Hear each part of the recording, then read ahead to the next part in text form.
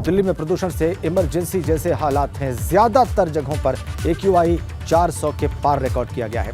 Delhi NCR में बिना PNG वाली सारी इंडस्ट्रीज को बंद कर दिया गया है। सरकारी ऑफिस में 50% कर्मचारियों के साथ ही काम होगा। BS6 को छोड़कर अन्य डीजल की गाड़ियों की एंट्री पर भी रोक लगा दी गई है दिल्ली में।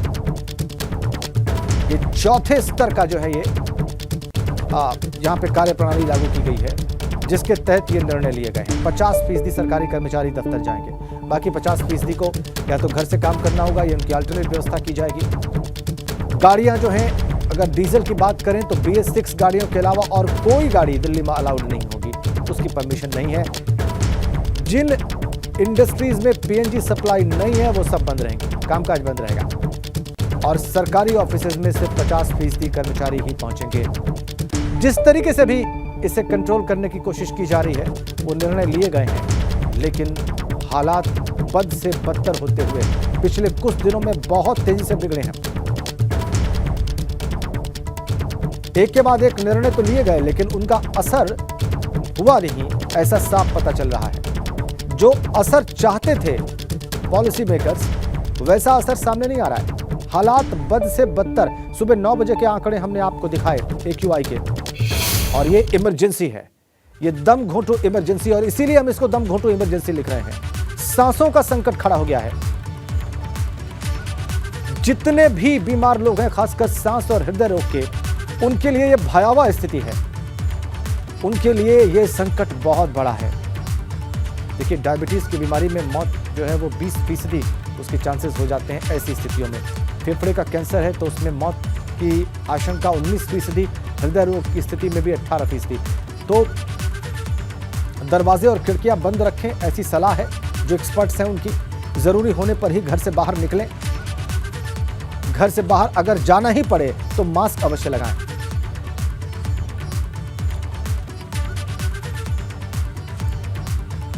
हमारे 3 संवाददाता इस वक्त 3 सबसे ज्यादा जो प्रभावित जगह हैं दिल्ली और NCR की, उन तीनों ही जगहों से ताज़ा अपडेट देने के लिए आपको और हालात बताने के लिए इस वक्त सीधा जुड़े हुए हैं। दिल्ली से अविनाश तिवारी हैं, दिल्ली और NCR के जिले गाजियाबाद से शक्ति सिंह हैं, और अंकित कौशिक नोएडा से हैं, जो एक और NCR का जिला है और बुरी तरीके से प्रभावित है इन इमरजेंसी जैसे हालात से। सबसे पहले दिल्ली की ही बात कर लेते हैं और जानते हैं कि वहां पर स्थितियां क्या हैं और हो क्या रहा है। अविनाश, बताएं।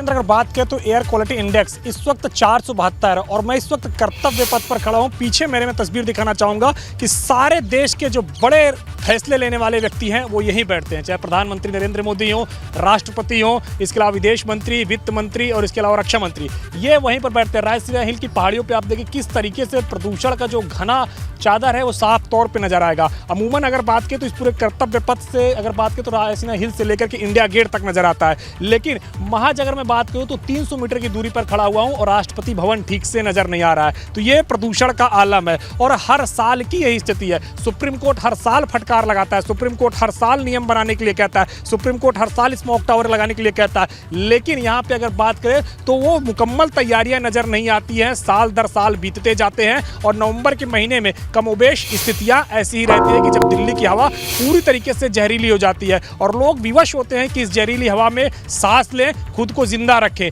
लेकिन अगर बात करें तो तमाम सारे डॉक्टर लगातार यही सलाह दे रहे हैं कि घर से बाहर ना निकले, क्योंकि PM 2.5 का लेवल हो या फिर PM 10 का लेवल हो, लगातार इस वायु में बढ़ता जा रहा है, जिससे अगर बात करें तो लगातार ये हवा लोगों के लिए घातक सिद्ध हो रही है। तस्वीरें आप साफ तौर पर देख सकते हैं, ये पूरा विजय चौक का इलाका है। यहाँ किस तरीके से प्रदूषण की जो घनी चादर है वो देखने को मिल रही है। बगल में पार्लियामेंट है यानी कि संसद भवन है, वहां पर भी आप देख सकते हैं कि किस तरीके से प्रदूषण की घनी चादर जो है देखने को मिलेगी। तो ये तस्वीर दिल्ली के सबसे VIP इलाके, और यहीं से अगर बात करें तो पूरे देश के लिए निर्णय होते हैं, क्योंकि यहीं अगर बात करें तो प्रधानमंत्री का कार्यालय है, यहीं अगर बात करें तो राष्ट्रपति भवन है, सारे देश के लिए यहाँ से निर्णय होते हैं। लेकिन दिल्ली के लिए शायद वो कमोबेश ठोस निर्णय नहीं हो पा रहे हैं, जिसकी जरूरत पिछले कई सालों से है। और तस्वीरें आप साफ तौर पर देख रहे हैं, AQI 472 पहुंच चुका है, 472 पहुंचने के बावजूद कुछ ही मीटर पीछे जो है वो राष्ट्रपति भवन है, वो नॉर्थ ब्लॉक है, वो साउथ ब्लॉक है, और उन सब की बिल्डिंग्स जो है जो आपसे सिर्फ कुछ मीटर पीछे हैं अविनाश, वो बिल्कुल भी दिखाई नहीं दे रही साफ। उसका सिर्फ अंदाजा लगाया जा रहा है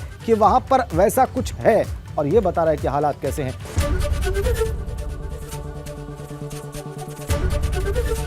एबीपी गंगा, खबर आपकी, जुबान आपकी।